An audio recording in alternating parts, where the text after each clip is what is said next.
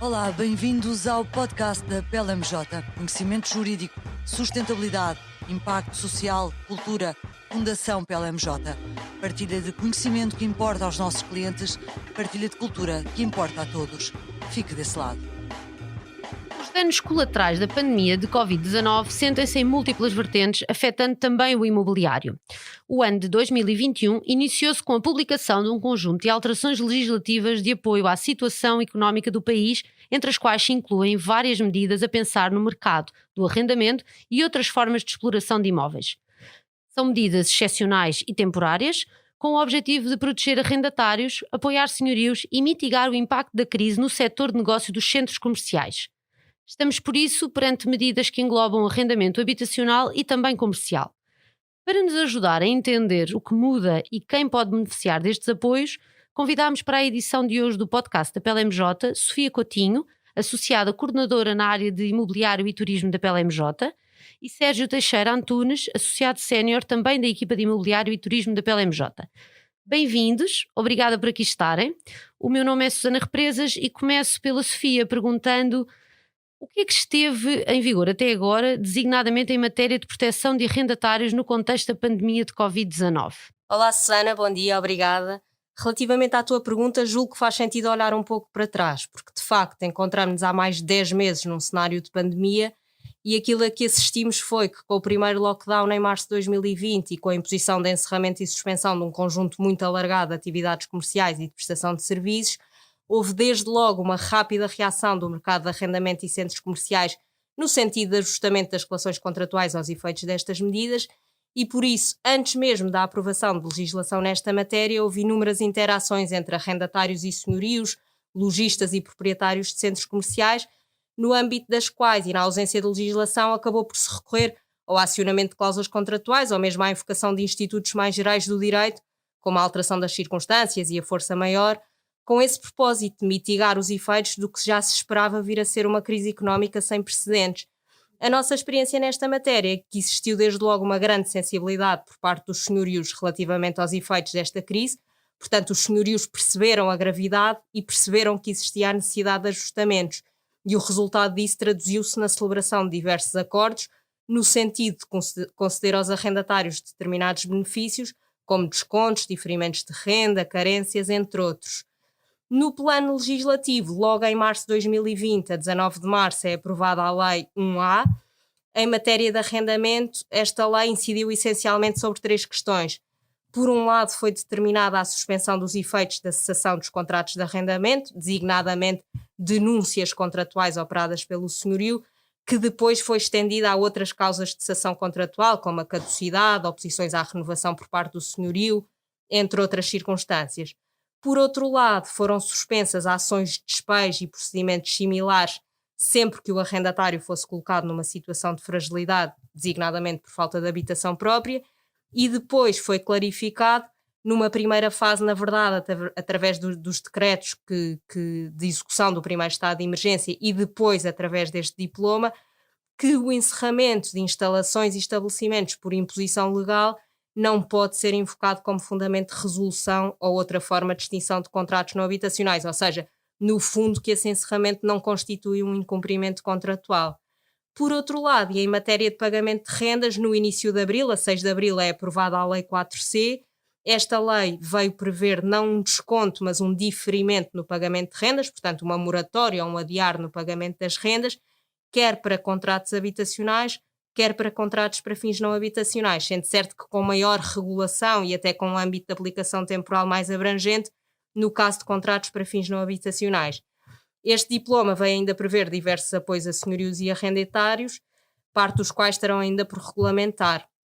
E à semelhança do que sucedeu com diversa legislação aprovada no contexto desta pandemia, estes dois diplomas foram alterados por diversas vezes ao longo de 2020, no sentido de os adaptar à realidade económica do país a cada momento, designadamente ao desconfinamento progressivo que ocorreu a partir de maio de 2020. E o que é que muda a partir de janeiro de 2021? A partir de janeiro de 2021, portanto a 30 de dezembro de 2020, saem dois importantes diplomas com relevância em matéria de arrendamento, a Lei 75A e o Decreto-Lei 106A, que em traços gerais vêm prever a prorrogação da suspensão dos efeitos da cessação dos arrendamentos, de que falámos há pouco, portanto das denúncias, oposições à renovação pelo senhorio, que terminava a 31 de dezembro de 2020 e que passa assim para 30 de junho de 2021. Por outro lado, foi criado um regime de apoio a fundo perdido a arrendatários com quebras de faturação iguais ou superiores a 25% em 2020, sendo que este apoio é calculado depois em função quer da quebra de faturação, quer do valor da renda suportada pelo arrendatário, com um limite de 2.000 euros por mês. No âmbito dos contratos para fins não habitacionais, foram alterados os critérios de aplicação da Lei 4C aos arrendatários, com especial relevância para o recurso a apoios financeiros a conceder pelo Instituto da Habitação e da Reabilitação Urbana. E, finalmente, foi criado um regime especial para estabelecimentos que tenham sido encerrados desde pelo menos março de 2020 e permanecessem encerrados a 1 de janeiro de 2021, prevendo-se designadamente a prorrogação do período contratual por período igual à duração da medida de encerramento e por pelo menos 6 meses a contar da autorização para reabertura do estabelecimento, sendo que a este respeito foi também clarificado que quer a suspensão dos efeitos da cessação do contrato, quer esta prorrogação contratual, dependem da não oposição do arrendatário, ou seja, estas são medidas que são concedidas em benefício dos arrendatários e, portanto, não se aplicarão se não for do seu interesse que se apliquem. Por outro lado, estabelece também que apenas se aplicarão em caso do regular pagamento das rendas, exceto naturalmente quanto a rendas cujo diferimento tenha sido permitido legalmente. Adicionalmente, vem ainda prever-se que estes arrendatários, ou seja, os arrendatários cujos estabelecimentos tenham sido encerrados em março do ano passado e estivessem ainda fechados em janeiro de 2021, sejam autorizados a um novo diferimento das rendas, quer de 2020, quer também das rendas de 2021 referentes ao período de encerramento do estabelecimento, com a possibilidade de pagamento apenas a partir de janeiro de 2022 e durante o período de 24 meses. Relativamente a esta matéria, antes destas últimas alterações legislativas, aquilo que se permitia para a generalidade dos estabelecimentos era o diferimento das rendas vencidas desde abril de 2020 até 3 meses após o mês em que tenha cessado a imposição de encerramento, mas no máximo até 31 de dezembro de 2020, e o período de regularização tinha início a 1 de janeiro de 2021, também pelo prazo de 24 meses, ou seja, basicamente aquilo que se vem prever agora é que os arrendatários destes estabelecimentos que tenham permanecido encerrados podem diferir mais rendas e começar a pagar mais tarde. Então, mas se calhar falávamos um bocadinho também mais sobre isso. Relativamente ao regime especial previsto para os estabelecimentos que permaneçam encerrados, como é que funciona, considerando estas novas medidas? Porque o universo da sua aplicação acaba por ser bastante reduzido, certo? Ótimas perguntas, Susana. Começando pela primeira. Em janeiro de 2021 e, portanto, já depois da aprovação destas últimas medidas em matéria de arrendamento, entramos num novo confinamento. Por isso, há efetivamente um desajuste das medidas adotadas face à realidade em que agora nos encontramos. Desde logo, porque através dos diplomas aprovados em dezembro de 2020, foram criados mecanismos específicos para estabelecimentos que ainda permanecessem encerrados a 1 de janeiro de 2021. E a verdade é que com este novo lockdown a generalidade dos estabelecimentos comerciais voltaram a encerrar e por conseguinte existe efetivamente a expectativa de que venha a ser aprovada nova legislação nesta matéria ou ajustada à legislação anterior. Por outro lado, sim, o universo de aplicação destas alterações de dezembro, designadamente nesta parte respeitante aos estabelecimentos que se mantivessem encerrados a 1 de janeiro, acaba por ser muito limitado, porque já não havia muitos estabelecimentos nessas circunstâncias. Estamos a falar essencialmente de bares, discotecas, salões de dança, parques de diversão, parques recreativos, essencialmente disto.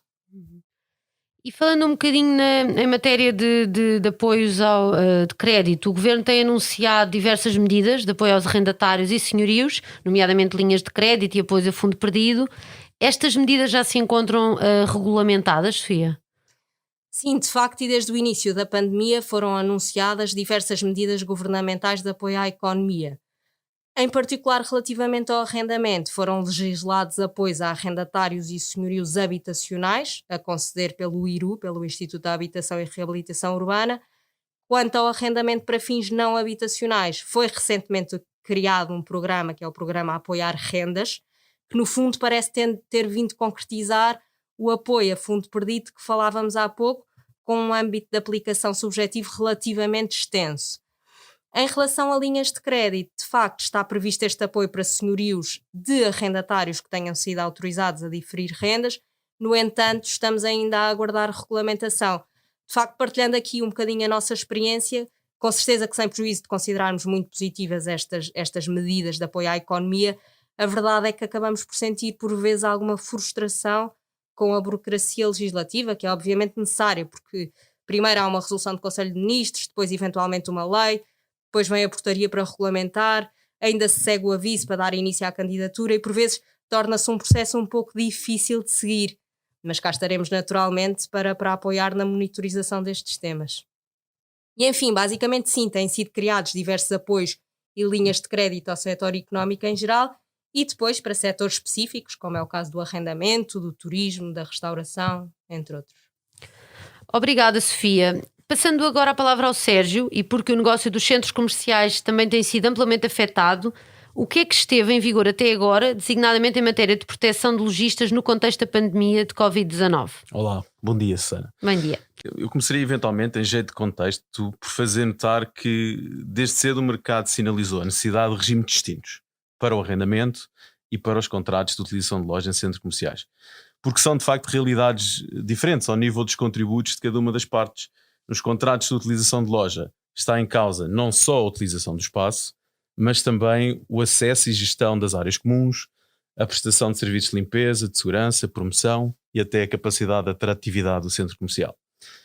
Por isso, quando os regimes descritos pela Sofia começaram a ser publicados, em particular a Lei 4C, com o regime da moratória no arrendamento, e apesar de ter sido estabelecida a aplicação de alguns dos seus preceitos a outras formas contratuais, incluindo estes contratos de utilização de loja, continuaram sempre a ser discutidas soluções legislativas autónomas para os contratos de utilização de loja. Após discussão de várias propostas de lei, no dia 24/7, de certa forma até para alguma surpresa, que ninguém esperava porque as propostas estavam a ser discutidas e de repente, no âmbito da Lei de Alteração ao Orçamento de Estado 2020, a 27A 2020, foi de facto publicado não um diploma, mas uma única norma, que é o já muito conhecido artigo 168A, número 5, que veio estabelecer para estes contratos a isenção do pagamento da remuneração mínima até 31 de dezembro de 2020, mantendo-se o pagamento da remuneração variável, bem como das despesas e encargos comuns. Sobre este regime, das várias questões que foram sendo debatidas, eventualmente destacaria duas. Em primeiro lugar, esta isenção só é aplicável aos contratos de utilização de loja com remuneração dual, isto é, que tenha uma componente fixa e outra variável. Com efeito, na medida em que o diploma faz referência expressa à manutenção da obrigação de pagamento da remuneração variável, encargos e despesas comuns, entendeu-se que esta isenção não era aplicável aos contratos de utilização que apenas estabelecessem remuneração fixa. A entender-se de outro modo, isentando-se a única remuneração existente a fixa, não haveria qualquer pagamento, o que não seria aceitável. Por isso, os contratos de utilização de loja sem remuneração variável ficaram fora deste regime, mas no entanto puderam continuar a beneficiar do regime da moratória da Lei 4C, ou pelo menos de alguns preceitos que lá são expressamente identificados como tal. Em segundo lugar, o período de duração da isenção foi igualmente uma questão debatida, em especial quanto à sua data de início. Aqui, na medida em que não foi publicada uma norma especial relativa à aplicação retroativa da isenção, até porque, como disse há pouco, era um único artigo, na nossa opinião, a mesma só é aplicável às remunerações que se venceram a partir da data de entrada em vigor do diploma, a qual corresponde nos termos gerais ao dia seguinte ao da sua publicação, isto é, o 25 de julho de 2020. Esta, de certo modo, foi a interpretação dominante e este foi o regime que esteve em vigor até 31 de 12 de 2020. E essa dispensa de pagamento da renda variável que explicaste há pouco era aplicável desde julho de 2020, mas em dezembro houve uma reviravolta. O Parlamento veio a aprovar uma nova interpretação quanto à sua vigência. Queres explicar-nos um pouco? Certo, pronto, a verdade é essa, é assim, desde o início a questão da retroatividade foi logo colocada após a publicação do 168A, precisamente porque algumas das propostas de leis anteriores previam essa aplicação retroativa de medidas semelhantes desde a data de início do primeiro estado de emergência. E por isso, quando esta norma foi publicada, sem nada a dizer contra a retroatividade, toda a gente se recordava o que estava nessas propostas e foi uma questão que foi colocada imediatamente. No entanto, foi maioritário o entendimento que eu descrevi há pouco, isto é, de que a isenção era somente de aplicação posterior à sua publicação, precisamente porque não havia uma norma especial que tivesse efeitos retroativos, e trabalhou-se com a lei que tinha sido publicada. Mas, de facto, no dia 22 de dezembro de 2020, foi aprovado no Parlamento um projeto de lei que visa clarificar que o regime de isenção entraria retroativamente em vigor desde 13 de março de 2020. No entanto, este projeto não terá ainda sido promulgado pelo Presidente da República e seguramente que não foi publicado, pelo que importa aguardar pela publicação de um texto final. Agora, sempre antecipamos, não é, que se vier a ser publicado, na prática a sua aplicação resultará aparentemente num mero encontro de contas entre as partes. De implementação aparentemente simples, ainda que não necessariamente fácil. Ao fim e ao cabo, é só um encontro de contas das remunerações que se venceram entre eventualmente o 13 de março e o 25 de julho. Mas aguardemos, teremos que aguardar. E o que é que temos de novo agora desde de janeiro de 2021? Pronto, no dia 31 de 12, como perceberam um pouco pela descrição que a Sofia fez, foi um dia muito prolífico, não é? Nós tivemos em 2 dias 3 diplomas a alterar a mesma lei, o que não é normal, se bem que o novo normal já é quase uma realidade. Exato. Mas de facto, no 31 de 12, no âmbito da lei do Orçamento de Estado de 2021, a lei 75B, veio estabelecer um aditamento à lei 4C, uma nova medida para este tipo de contratos. Não uma isenção como a anterior, mas uma redução da remuneração fixa ou mínima na proporção da quebra da faturação mensal face ao volume de vendas do mês homólogo 2019.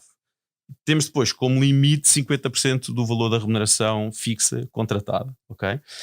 Esta medida estará em vigor durante o primeiro trimestre de 2021, mas poderá ser já prorrogada pelo Governo até 30 de junho, caso a situação excepcional se prolongue, cenário que se afigura cada vez como mais provável, não é?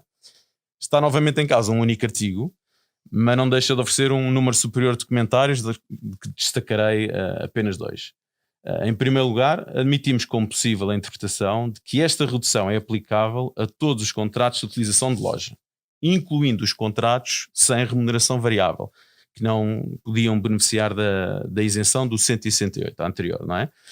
Na medida em que esta nova norma estabelece a redução da remuneração fixa sem qualquer dependência da existência ou do pagamento da remuneração variável. E por isso esta é uma das interpretações possíveis e que distingue o regime da isenção de 2021 desta redução de 2020, da redução de 2021.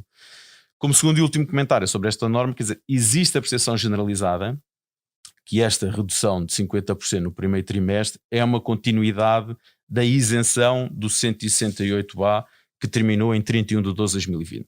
Sendo por isso possível beneficiar cumulativamente, ou no mínimo subsequentemente, da isenção de 2020 com a redução de 2021. Sucede, porém, que o legislador, ao publicar este regime como aditamento à Lei 4C, criou uma dúvida de interpretação sistemática que tem a ver como saber articular este novo artigo, que é o 8º B, mas já agora também devemos interpretar como D, porque eles, como publicaram um diploma a seguir ao outro, fizeram aditamentos com a mesma numeração de artigo. Pronto. Este 8º B, que supostamente é um D, tem que ser articulado com outro preceito da lei, da 4C, que é o artigo 10º, que estipula que o capítulo onde aquela nova norma foi editada não se aplica aos estabelecimentos que beneficiem do regime de isenção previsto no número 5 do 168. E parece que então que esta lei aparentemente colocaria aqui questões sobre a solução, a aplicação simultânea dos dois regimes, ainda que eles não sejam simultâneos, mas só cumulativos. Não é? Bem, até ao momento, honestamente, a maioria dos operadores, lojistas e proprietários dos centros comerciais não têm suscitado a questão e têm assumido os regimes como compatíveis, maioritariamente. Parece-nos que essa era de facto a intenção do legislador. Okay? Mas a forma como foi concretizada por aditamento à 4C coloca dúvidas interpretativas que esperamos ver resolvidas num futuro próximo. Bom, é bastante notório que a aplicação deste regime tem sido polémico e julgo até que já foi levantada a questão da inconstitucionalidade. Certo, foi.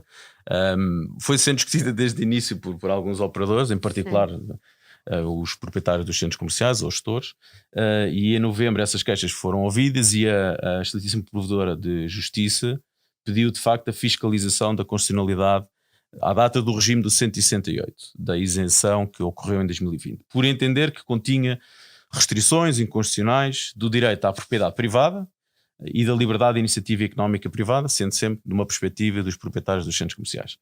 Nesse pedido também são apontadas inconsistências ao regime da isenção, como o facto de só valer para lojistas com remuneração dual, excluindo os restantes modelos de contratos, como explicámos. E ainda há diferença de tratamento, de acordo com as palavras desta argumentação, de que existe uma diferença entre o tratamento dado aos lojistas de rua, por um lado, e aos lojistas de centros comerciais, por outro. Bem, na ponderação da sua decisão, o Tribunal Constitucional irá com certeza avaliar a proporcionalidade e igualdade das restrições aos direitos dos centros comerciais ou dos seus proprietários, mas sem deixar de colocar no outro prato da balança as restrições que a pandemia colocou a semelhantes direitos de propriedade privada e iniciativa económica, mas dos lojistas e comerciantes. Temos estes direitos sobre a propriedade de um centro comercial, mas também sobre a propriedade de um estabelecimento, e ambos têm iniciativa económica. É de facto, na nossa opinião e no final, uma questão de avaliação da proporcionalidade deste mecanismo legal, que tinha como função, ao fim último, a reintrodução, do equilíbrio contratual que foi afetado pelo impacto da pandemia. Quanto às inconsistências que foram invocadas, sendo um ponto válido, é possível contrapor-se que os restantes modelos, não beneficiando da isenção, puderam beneficiar do regime da moratória, em certa medida, pelo que não ficaram totalmente desprotegidos.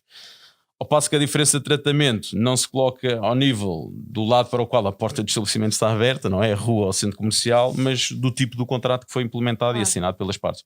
Admitimos que não existem soluções perfeitas, nem capazes de resolver todos os cenários. Estas normas e diplomas seguramente não fizeram, até porque são fruto da urgência e da celeridade com que foram aprovadas e sucessivamente alteradas, num tempo completamente insólito, não é? Agora, é porém muito importante também reconhecer um elemento, a enorme capacidade que as partes demonstraram de alcançar, de forma célere e eficaz, soluções alternativas que foram sendo negociadas, mais ajustadas ao seu caso concreto e capazes de preencher as lacunas da lei num período que foi dificílimo.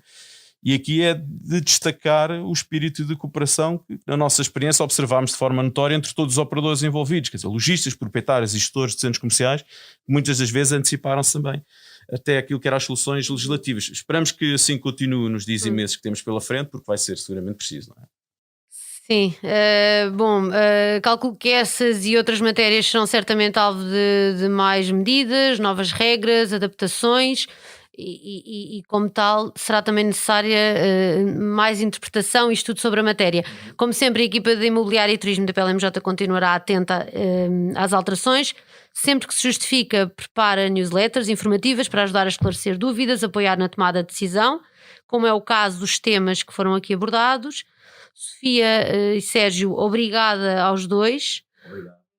Obrigada por aqui estarem enfim, para estarem a par de todas as novidades e acompanharem os episódios do podcast da PLMJ, sigam-nos no LinkedIn, no Spotify e sempre através do nosso site. Obrigada e até breve.